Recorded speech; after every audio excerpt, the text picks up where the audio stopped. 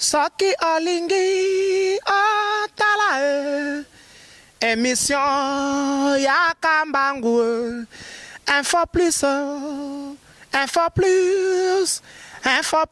roro aïe na cliquer na koti YouTube na tala info plus roro pona mona bansango ya miziki ya culture pea makambo nyonso ezaleka info plus tala pe mona info plus otalaka wa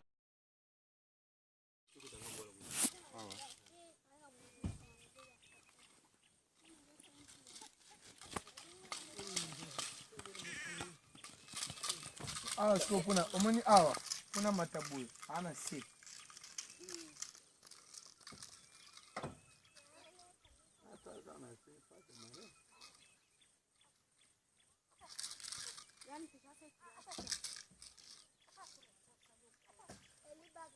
awa ye mo fa so de sala aso de kota dia ga wa fe aso de ko ni pilia etuga yinani pilia kwa go bena kwa go dia mpilu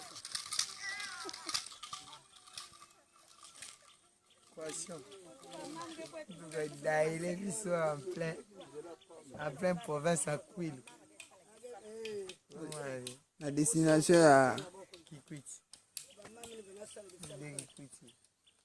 On a la bande on a biso au il est biso.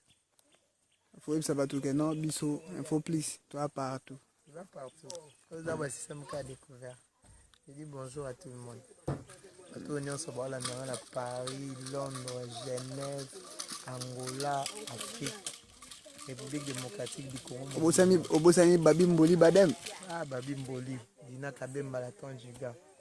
Obosani Ravel Boyenga. Ah Ravel Boyenga. Obosani Joli Mabeka Mokonzaren. Mabeka Mokonzaren. Tout ça wapi, yebisa wange tout ça wapi. Martire Wilu. Tout ça wapi. Maman Iget Pemba.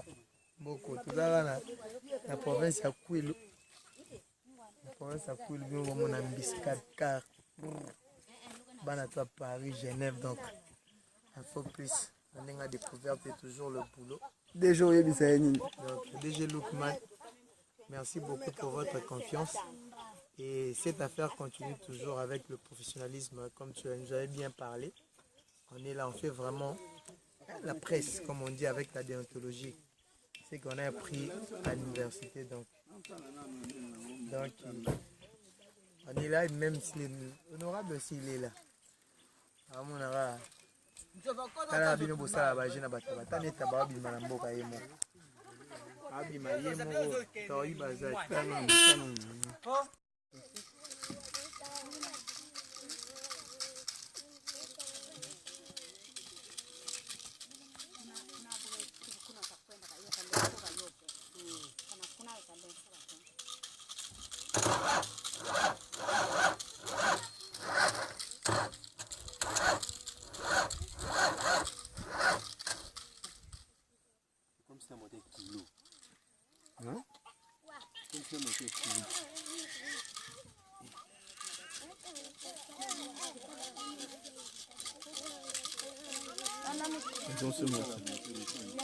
On se monter que vous démarrez des autres, c'est un moment quand vous. Mais surtout poussière au père. Et c'est un moment pour démarrage dans la chemin. Soki olingi otala émission ya Kambangu info plus roro aïe